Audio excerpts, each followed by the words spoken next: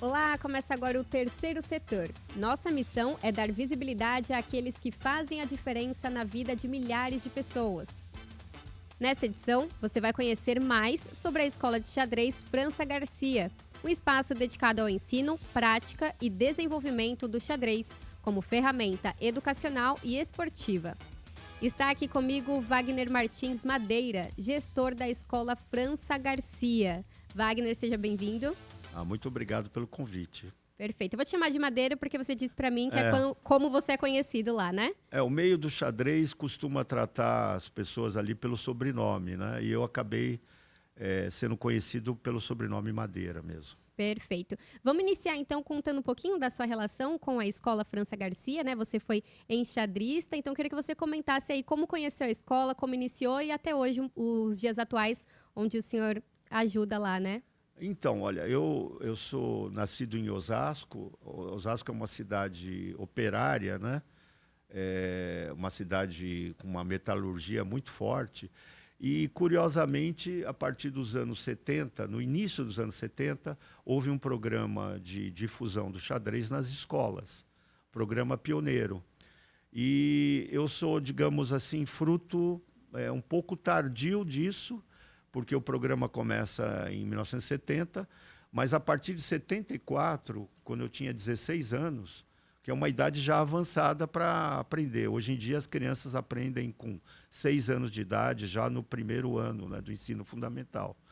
Eu procurei o setor que tinha da Prefeitura de Osasco, que ensinava xadrez.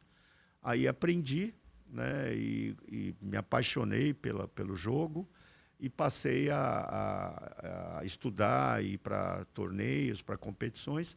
Foi assim que começou, em meados dos anos 70, em 74. Uhum. E aí, em 82, então, o senhor conhece a escola, ela tinha esse nome já? Como é que funcionou a sua introdução na Escola França Garcia? Então, eu estava me destacando já nas competições. No ano de 81, eu tinha ido muito bem no Campeonato Paulista, e campeonatos universitários a gente foi tricampeão brasileiro, a equipe de São Paulo, e eu participei das 3 conquistas, né?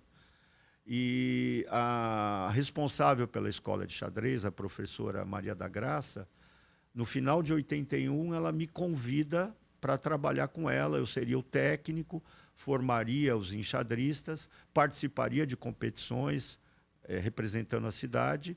E, efetivamente, isso se cumpriu. No início de 82, em fevereiro de 82, eu passei a ser funcionário da prefeitura, trabalhando na escola de xadrez que já tinha esse nome de Escola França Garcia. Uhum. Hoje muito conhecida como Escola Xadrez de Osasco, né? Tá lá Exato, na cidade. Osasco tem uma tradição muito forte de xadrez desde lá os anos 70. Nós temos vários jogadores titulados, inclusive... de 3 anos para cá, nós conseguimos formar um grande mestre de xadrez, que no Brasil são poucos. Na história só tem 15, né? Começou com o Mequinho primeiro, e o Renato Quintiliano, que é de Osasco, nascido na cidade, mora na cidade, ele, em 2022, se tornou grande mestre. Então, essa tradição ela começa lá nos anos 70 e vem até agora, né? De formação de grandes enxadristas, né? Inclusive, um deles que dá o nome à escola, né? Exatamente. O França, eu fui amigo dele, eu conheci pessoalmente. Ele era um grande enxadrista. Ele, infelizmente, faleceu cedo, né, jovem. E como ele era muito estudioso, nada mais natural que homenageá-lo, né, dando o nome da escola como o nome dele, né, França Garcia. Perfeito, né? E aí a gente vai trazer agora um pouquinho justamente sobre esse projeto, essa transformação social que a escola traz, né, através do xadrez. E eu queria que você comentasse a importância desse esporte, né, hoje reconhecido também como um esporte, do xadrez, seja por ensino, para disciplina, como é que vocês atuam diretamente no projeto, né, que é gratuito, ajuda esses jovens, essas crianças a jogarem, né, a conhecerem um pouco mais do xadrez. Pois é, então, a gente sempre lida, né, quem trabalha com xadrez, com um clichê, né, que o xadrez é é um jogo para nerd ou para pessoas inteligentes, né? Pessoas diferentes. E a gente sabe que não é isso, né? Qualquer pessoa pode aprender xadrez. Eu gostaria até aqui no decorrer da entrevista de falar um pouco disso, né? O trabalho inclusivo que a gente tem feito, principalmente nesses últimos anos. Então, a partir de 2019, a gente começa a ampliar o nosso trabalho com a criação de uma organização da sociedade civil, que é a PM da Escola de Xadrez, né? A gente começa a espraiar o trabalho para fora dos muros da escola, atendendo idosos, crianças autistas, deficientes físicos. Nós, por exemplo, ensinamos xadrez para cegos. Tem um que é cego e surdo. É incrível. Ele tem que ir com guia até a escola, né? E está se dando muito bem, está adorando as aulas da escola, né?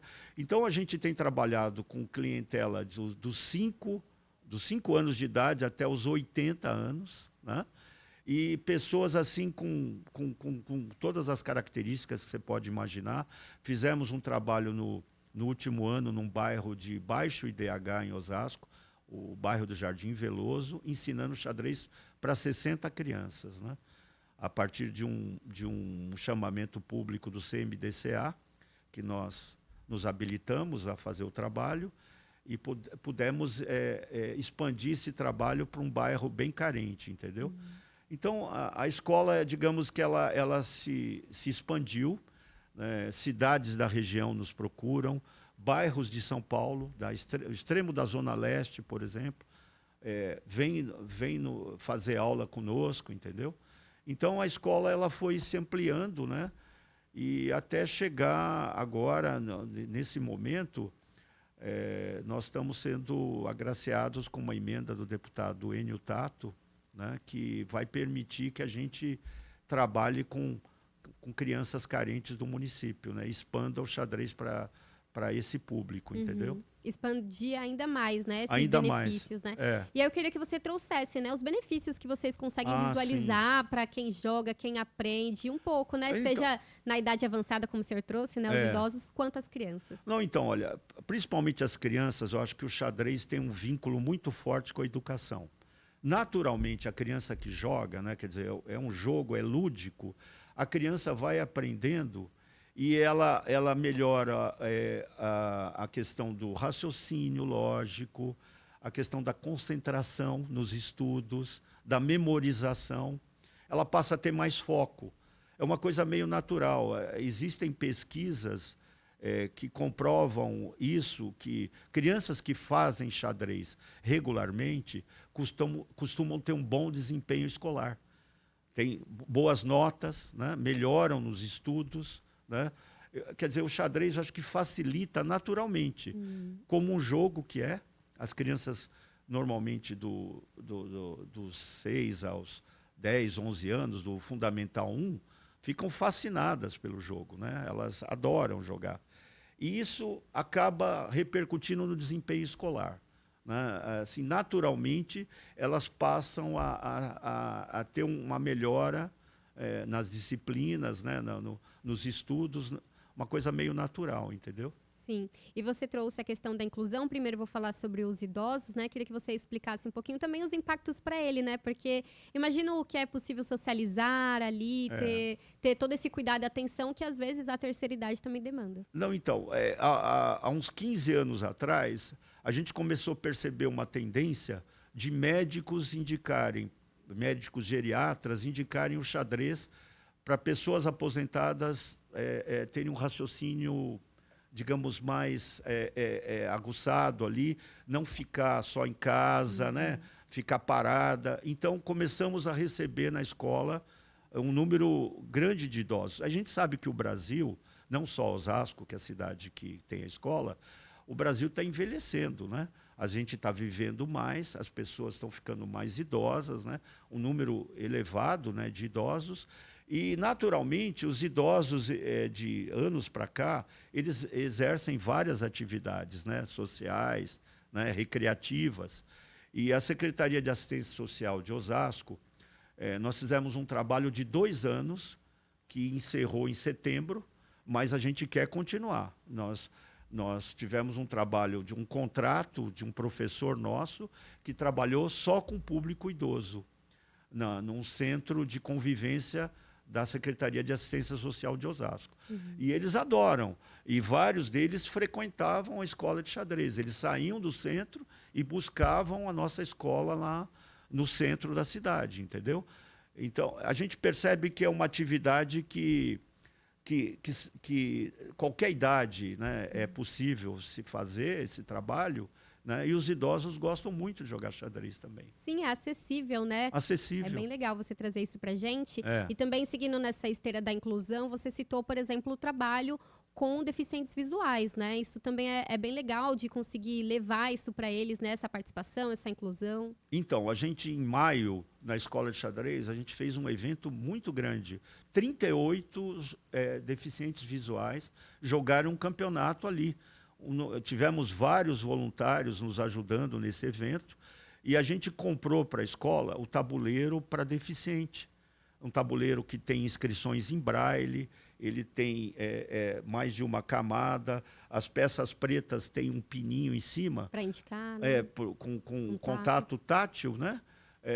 Eles sabem que é a peça preta, que não é a peça branca, né? Então, a gente está ensinando deficientes ali visuais, né? Porque a gente acha, como nós somos uma escola pública, a Escola de Xadrez de Osasco, a gente tem que ampliar o trabalho para todas as pessoas. Não importa se ela é autista, se ela é deficiente físico, se ela é deficiente visual. A gente tem que oferecer o xadrez para qualquer pessoa.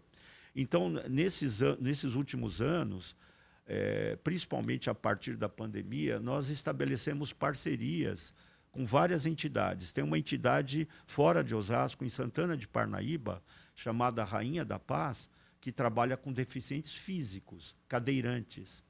E nós estamos fazendo uma parceria com eles. Colocamos um professor lá, que está regularmente ensinando as crianças.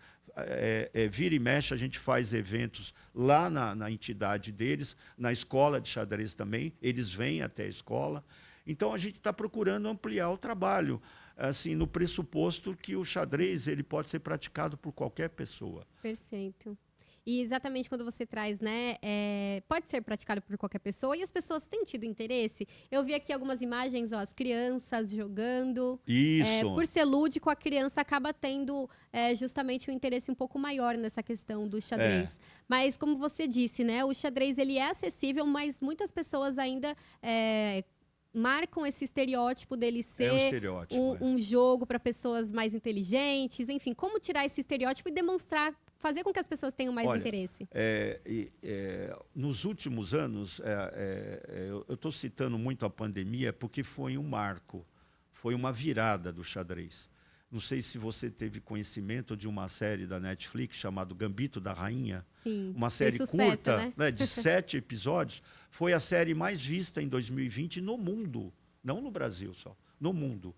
E a partir disso, em 2020, vivia-se a pandemia, as pessoas tiveram que ficar em casa e ou redescobriram xadrez, que tinham aprendido antes, ou descobriram, passaram a jogar a partir dali. Então, as plataformas gratuitas no mundo, elas quintuplicaram o número de acessos. Então, hoje em dia, nós temos milhões de pessoas praticando xadrez diariamente. Eu me vejo, às vezes, no metrô de São Paulo, do lado de um usuário que está lá jogando no smartphone. Sabe, é muito prático, é muito fácil. O smartphone, você joga xadrez, você tem acesso aos conteúdos, né? Então, olha, existe estatística dizendo, recente, que o xadrez atualmente é a segunda modalidade mais praticada no mundo, só perde para o futebol. Olha só. Porque milhões acessam as plataformas diariamente. Então, houve um aumento significativo do número de praticantes.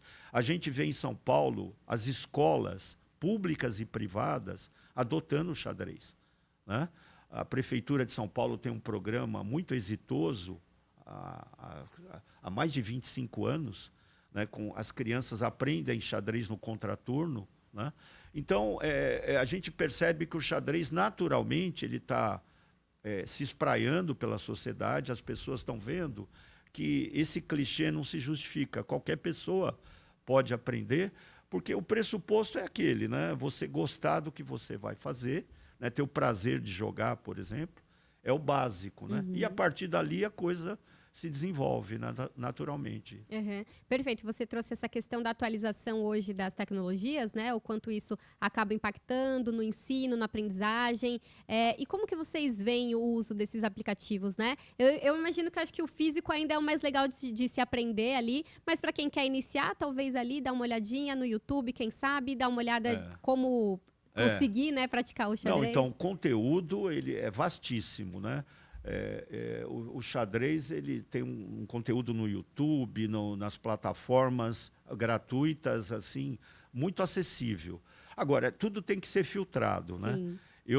A minha formação acadêmica na área de literatura brasileira, né? Eu fiz mestrado, doutorado, e eu sempre valorizo os livros. Nós temos uma biblioteca na escola, a gente procura passar o conteúdo através dos livros também. Aguçar o interesse dos alunos pela literatura que o xadrez tem, que é vastíssima, né? A gente sabe que o xadrez é uma cultura milenar, né?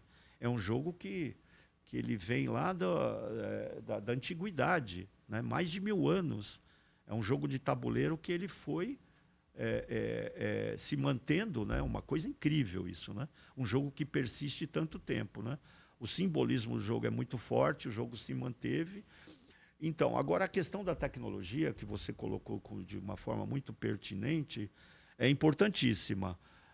A gente tem a ideia de, a partir dos recursos que o deputado Enio Tato está disponibilizando para a entidade em Osasco, a gente tem ideia de criar um conteúdo de vídeos, de aulas, e disponibilizar para entidades públicas, escolas, não só de Osasco, mas do Brasil inteiro. Formalizar o conteúdo e distribuir esse conteúdo gratuitamente. Porque a gente sabe que é uma realidade contemporânea, né? Você não consegue desenvolver a modalidade, o xadrez, abrindo mão da tecnologia. A tecnologia é uma parceira do xadrez. Só que a gente quer fazer um conteúdo acessível e de qualidade, né, para que pessoas, às vezes, que não têm esse acesso, crianças, por exemplo, numa escola pública remota, lá do Piauí, de qualquer lugar do Brasil, possa vir a ter acesso a esse conteúdo de xadrez, né? É um plano futuro que você já está trazendo aqui para a gente vai comentar um pouco mais sobre as expectativas, né, da escola, mas é justamente trazer a importância da atualização também nesse ensino do xadrez. Você trouxe o exemplo de escolas lá da zona leste da capital que vêm procurar vocês, e a gente já vê que o nosso estado, nossa capital, por si só já é gigante, né? Então, imagino, deve se levar quase 2, 3 horas para se chegar da Zona Leste até Osasco, apesar de ser uma outra cidade, mas a gente vê ali, às vezes, a dificuldade para se ter um ensino de qualidade, né? Atualmente, então, a escola ela tem só as aulas presenciais, mas, então, a ideia é se expandir para o online. Vocês já têm um trabalho voltado para isso? Nós já temos um trabalho online, mas só que é um trabalho, digamos, que a gente está focando nos talentos. As crianças talentosas de Osasco, da escola de xadrez, fazem aulas online com os nossos mestres. O grande mestre que eu citei, o Renato Quintiliano, ele dá aula online. O mestre internacional Silvio Cunha, ele dá aula online. Então, a gente está trabalhando com esses talentos. Agora, como eu disse há pouco, a gente quer também expandir isso para crianças que estão começando. E até para descobrir, né, esses novos talentos. Isso, exatamente. Oferecer, né, dar oportunidade de acesso a esse conteúdo de xadrez, né, para que novos talentos surjam. Entendeu? E a gente vai finalizar esse bloco, mas eu queria que você deixasse aqui com a gente algum case de sucesso aí de vocês. Vocês devem ter muitos alunos, né, que hoje estão aí em campeonatos. Como é para vocês também alcançar, através desses alunos, desses jovens, esses locais, né? Olha, a gente tem realmente um sucesso de competição que já é reconhecido no Brasil inteiro. Eu vou precisar deixar um pouquinho a humildade de lado. a Escola de Xadrez de Osasco é reconhecida como a melhor escola pública de xadrez do Brasil. Inclusive, a nossa sede é fantástica, assim. É uma sede que tem estacionamento gratuito, é lugar central com acesso pela CPTM por ônibus, né? É um lugar espaçoso, com ar-condicionado. Nós temos uma sala anti-ruído, né, para torneios mais importantes. Então, nós temos uma estrutura muito boa, né? E a gente, em termos de competição, que você perguntou, a gente tem se destacado em campeonatos paulistas, campeonatos brasileiros, e não só isso, campeonatos internacionais. Nós já fizemos vários campeões pan-americanos, tivemos um enxadrista nos anos 80 e início dos anos 90, que ele parou de jogar por uma questão de trabalho. Ele passou num concurso da Receita Federal e seguiu trabalhando. O nome dele é Roberto Watanabe, foi um dos precursores. Ele se tornou mestre, ele foi campeão pan-americano 2 vezes. Foi campeão pan-americano da categoria sub-18 e sub-20. Nós temos campeão pan-americano da categoria sênior, né, o Jefferson Peliquian 2 vezes e o Silvio Cunha 1 vez. Nós temos o grande mestre Renato Quintiliano, que no ano passado, representando o Brasil por equipes, foi o destaque brasileiro na Olimpíada de Xadrez em Budapeste, na Hungria, né? E as nossas crianças, né? Crianças, digamos, de 6 anos até, digamos, 16 anos, né? Crianças e adolescentes, têm se destacado nas competições do calendário paulista e brasileiro, né? Então, a gente tem muito orgulho desse trabalho, só que a gente acha que nós não devemos nos limitar somente à competição, entendendo que o xadrez ele pode ter esse aspecto educativo, né, de expandi-lo para outras áreas, né, não só para a competição, e para outras faixas etárias também, né? Não só crianças e adolescentes, entendeu? Sim. Wagner, o nosso papo aqui tá bom, né? Mas a gente vai precisar fazer um breve intervalo, mas você que está nos acompanhando, não saia daí, que o terceiro setor volta em instantes.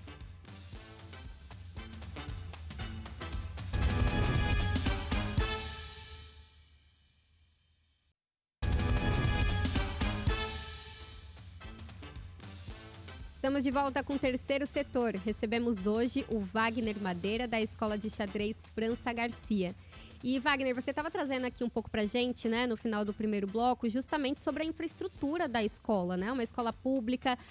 Me chamou muita atenção ter essa sala anti-ruído, né? Porque o xadrez acaba sendo um jogo, um esporte ali de concentração. Sim. Como que vocês hoje, sendo essa organização do terceiro setor, conseguem dialogar com o poder público, né? Parcerias sejam privadas ou com o setor aqui, como o senhor trouxe a emenda do deputado Enio Tato, para conseguir ainda mais melhorar essa infraestrutura e aumentar aí os projetos, as pretensões futuras de vocês?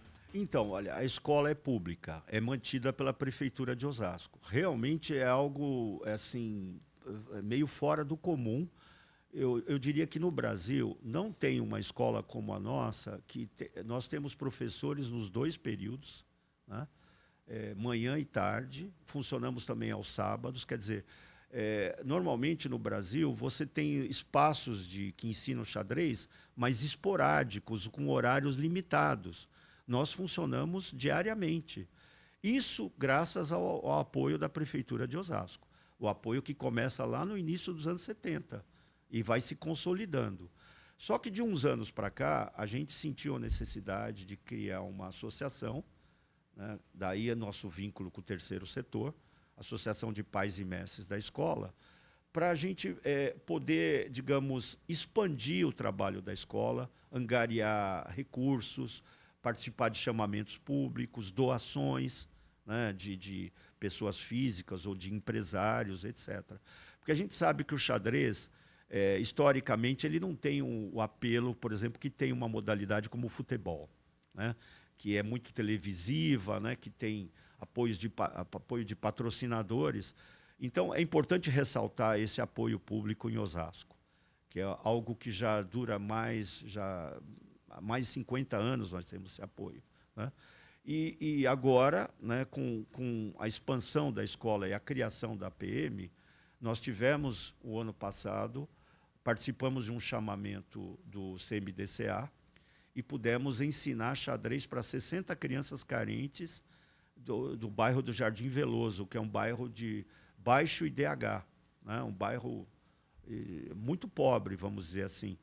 Então, a gente fez esse trabalho e queremos agora dar continuidade a partir da emenda do deputado Enio Tato. A gente deve continuar esse trabalho para que a gente possa reforçar o que já foi feito, né, dar andamento. A gente já percebeu que crianças começaram a se destacar ali, talentos, né, que as oportunidades foram, né, apareceram, talentos, né, surgiram, e a gente quer dar continuidade a esse trabalho, entendeu? Justamente com a aprovação dessa emenda, mas a ideia é que vocês possam expandir para o próprio Jardim Veloso ou tentar ter um alcance maior em outros bairros? Não, então, esse alcance maior está no nosso radar, sem dúvida. A começar, a gente quer colocar no projeto esse trabalho de fazer um conteúdo de xadrez em vídeo, gerar um conteúdo para que a gente possa disponibilizar para escolas, para entidades públicas, não só do município, mas escolas e entidades do Brasil inteiro, entendeu? Eu acho que esse projeto vai possibilitar, por exemplo, aquisição de equipamento, pessoal trabalhando com esse audiovisual, né? E assim a gente vai poder expandir o trabalho, entendeu? E Madeira, a gente está falando aqui do xadrez, dos benefícios dele. E como aprender o xadrez, né? Tem uma média aí que os alunos eles levam para aprender? Como é que funciona? Olha, depende do professor, né? A gente dá muita liberdade para os nossos professores, cada um às vezes tem o seu método. Eu particularmente, eu gosto, eu estou já como professor lá há 43 anos, eu gosto de ensinar rapidamente o movimento das peças, né? Por exemplo, 1 hora e meia de aula, eu procuro ensinar os movimentos e já mostro o que é um checkmate, que é o objetivo final do jogo, né? Mostro concretamente. Vamos dizer assim, numa perspectiva meio do Paulo Freire. Paulo Freire falava que a educação ela tem que ser concretizada. Se você vai ensinar ou educar um pedreiro, você vai falar do tijolo, você vai falar da cal, da argamassa, né? Dos materiais que circundam o trabalho dele. No caso do xadrez, concretamente, o objetivo é dar checkmate. Então, por exemplo, eu ensino o movimento do rei, o movimento da dama, mostro para os alunos como é que são esses movimentos e já mostro um checkmate, por exemplo. E depois eu vou acompanhando o aluno mexendo as peças e vou corrigindo um eventual desvio, um eventual erro de seguir a regra.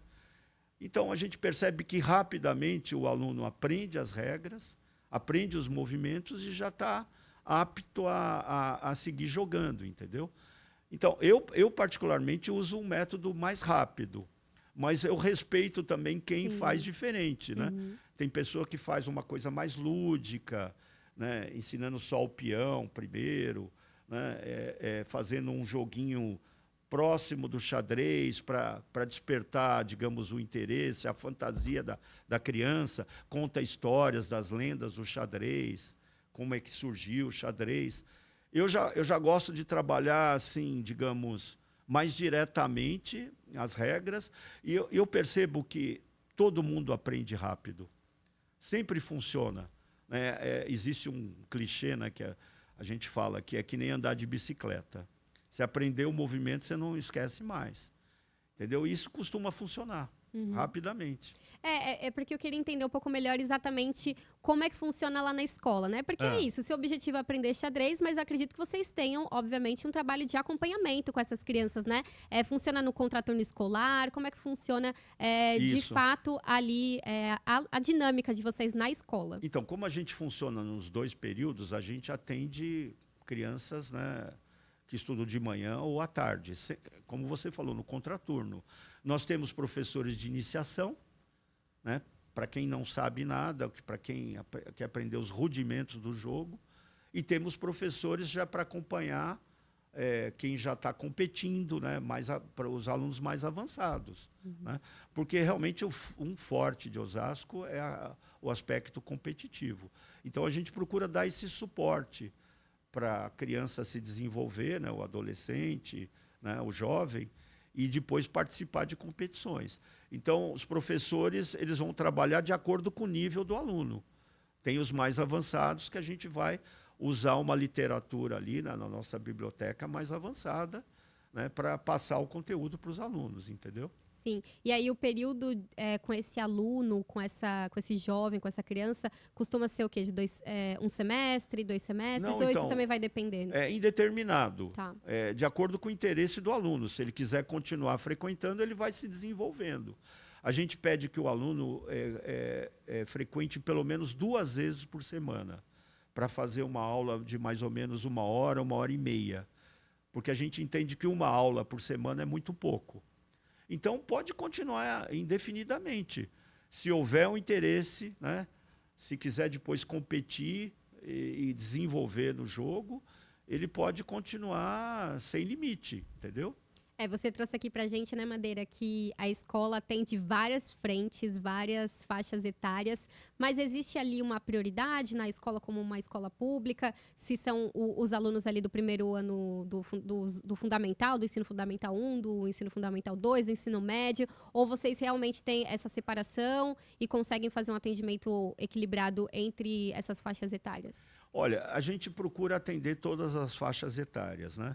Nós temos frequentador até de 80 anos de idade. Né? Eu acho assim que, com o passar do tempo, ficou claro para a gente, como nós somos uma escola pública, que nós temos que fazer um trabalho cada vez mais inclusivo, atendendo todas as faixas etárias e pessoas, às vezes, com alguma deficiência, né? Seja visual, física, né? Então, a gente não quer, por exemplo, limitar, porque a gente entende que o xadrez ele é acessível para qualquer pessoa, desmistificando, né, aquela ideia de, não, tem que ser inteligente, tem que ter paciência, eu não tenho paciência. A gente entende o seguinte, se tiver o prazer de jogar, o interesse, a paciência vem naturalmente. A gente percebe isso na prática, né? E qualquer pessoa que nos procura, a gente está, digamos, disponível para atendê-la, entendeu? Uhum. E vocês acabam também realizando, né, pelo que eu soube do trabalho de vocês, campeonatos para conseguir ali desenvolver o interesse. Porque às vezes está no iniciante, fica ali aprendendo, mas quanto mais vai avançando, vai participando desses campeonatos, deve ser legal ali essa socialização entre os alunos e também campeonatos de fora que vocês têm sediado, né? Exatamente. A gente entende que só a aprendizagem, o estudo ali, as aulas, por si só não basta. Né? Os campeonatos servem para estimular. Né? Uma medalha que o aluno ganha, um troféu, né? Ou então sair da cidade e viajar para disputar uma competição. É sempre uma aprendizagem, né? Cultural, inclusive. Então, a gente estimula. Internamente, nós temos há alguns anos um circuito por exemplo, a próxima etapa vai ser 6 de dezembro, a última etapa, vai ser a 6ª etapa, né? Vai ser em parceria com a Casa do Povo, que é uma entidade do Bom Retiro, aqui em São Paulo. Nós temos uma parceria com eles há alguns anos e a nossa última etapa vai ser lá. E é uma competição classificatória para uma etapa final, que vai ser dia 13 de dezembro, os 10 melhores dessas etapas vão disputar uma fase final. E aí vai ser na escola de xadrez, entendeu? Então, a gente acha que a competição ela é importante para manter o aluno estimulado. Entendeu? E vocês conseguem ter esse controle de evasão, de quem continua? Como que é para vocês conseguir manter também esses alunos lá? Olha, eu acho que a evasão é baixa, de maneira geral, porque a gente percebe que o interesse é despertado, digamos, facilmente, naturalmente, né? As pessoas procuram, começam a aprender, veem que aquilo é um universo. Eu estou com 67 anos e eu estou aprendendo. Eu tenho 51 anos já que eu estudo xadrez e eu continuo aprendendo. Antes de vir aqui para a entrevista, eu estava acompanhando a Copa do Mundo em Goa, na Índia, que a gente acompanha online. E é um aprendizado. Então, esse mundo do xadrez, esse universo, vai se abrindo para o aprendiz, seja criança ou idoso, e o interesse ele se mantém, né? Então, a gente percebe uma evasão muito baixa. E as expectativas futuras de vocês, como é que tá? Você já trouxe um pouco para a gente dessa questão do projeto, né, que quer alcançar aí comunidades em situação de vulnerabilidade, também esse projeto online. Há mais expectativas que vocês queiram trazer aqui para a gente? Então, eu acho que essa emenda do deputado Enio Tato representa um salto muito grande para o nosso trabalho. É o reconhecimento, né, da importância do xadrez e do trabalho da Escola de Xadrez de Osasco. O deputado soube do nosso trabalho lá no Jardim Veloso, de trabalhar com crianças vulneráveis, adolescentes vulneráveis, e resolveu nos apoiar. Para nós, representa um grande salto, né? É um trabalho que eu acho que vai ter uma visibilidade maior, um alcance maior, e a gente pretende continuar tendo apoio de entidades públicas. No caso, o apoio aqui da Assembleia vai ser fundamental para a gente. Quem sabe um dia a gente vai fazer jus a um apoio até do governo federal, porque, como eu disse antes, o xadrez ele se expandiu. O xadrez se tornou uma modalidade muito praticada, né, com muito interesse das pessoas, e a gente sabe que muitos não têm acesso à escola lá em Osasco, que é um lugar central. Aliás, nós estamos muito bem instalados numa biblioteca, né? Só que a gente quer fazer o xadrez chegar aonde ele não tem chegado ainda, nesses bairros mais vulneráveis, ou mesmo num trabalho, digamos, online, com vídeo aulas, etc., para fazer com que o xadrez se expanda, né? E, Madeira, eu vou confessar para você aqui que só nessa conversa já me despertou o interesse de aprender xadrez, porque eu ainda não sei. Você não sabe? Você não sabe os movimentos? Eu sei alguns ali, que, né, o cavalo em L, o peão para frente, mas assim... Você mora onde? Desculpe perguntar. Eu moro em São Miguel, Zona Leste. Então, você está longe. Estou longe. Mas, olha, a gente recebe gente lá do Jardim Helena. Você conhece? Sim, é próximo. 2h30 de Osasco, eu acho.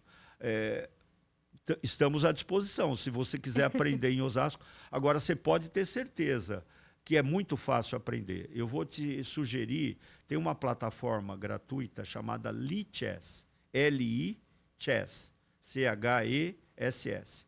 E ali eles têm uma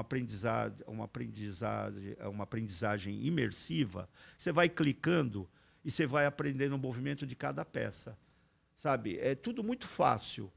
Eu acredito que você aprende rápido e eu não tenho dúvida que você vai gostar. Ah, maravilha. E olha só, eu moro longe, como eu já trouxe aqui para vocês, mas quem mora lá perto em Osasco ou na região, até mesmo em São Paulo, tem alguns bairros que são próximos de Osasco. Existe alguma aula experimental para quem quer tentar aprender? Não, então, não precisa necessariamente ser uma aula experimental. A gente tem um sistema de um QR Code que dá acesso a um questionário, né, um formulário, melhor dizendo. A pessoa preenche os dados dela e passa a frequentar as aulas, sem nenhum limite de faixa etária.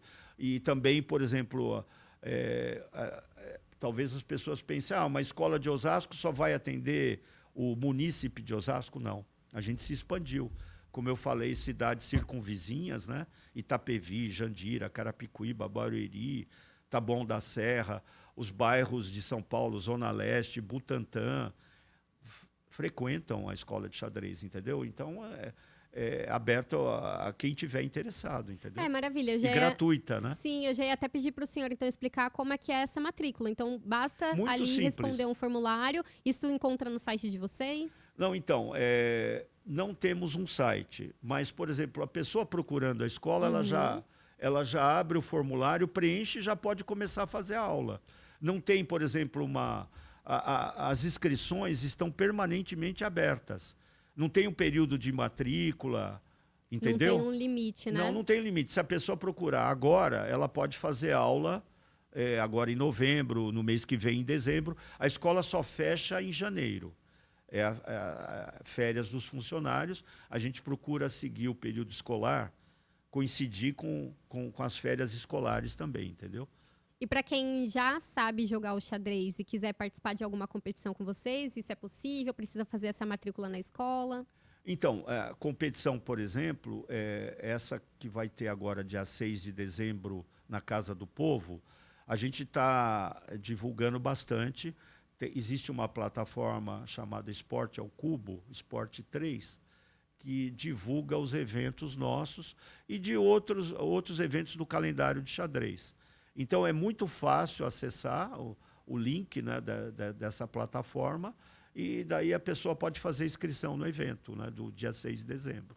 Madeira, você deixou várias dicas aqui pra gente. Eu já vou sair aqui anotando várias coisas para quem também nos assiste e quiser mais informações. Eu tenho aqui o Instagram de vocês, que é o Xadrez Osasco Oficial, aí só um O, né? Isso. Entre o final da palavra Osasco e oficial. E aí vocês conseguem ali divulgar também todas as informações para quem nos assiste e quem quer acompanhar a escola.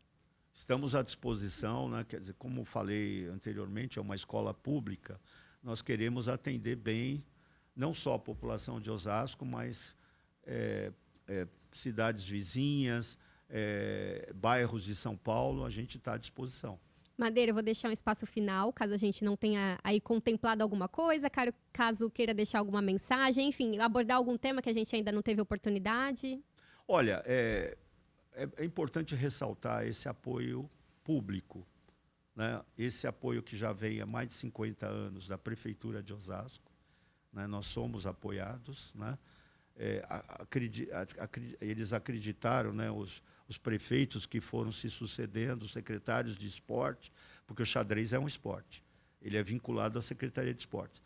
Foram apoiando a escola de xadrez e continuam apoiando, né? E agora, como eu disse, com o apoio do deputado Enio Tato, aqui da Assembleia Legislativa, né, o apoio que é um apoio estadual, nós estamos dando esse salto. Então, a gente acha muito importante esse apoio público para que esse trabalho permaneça e seja expandido também.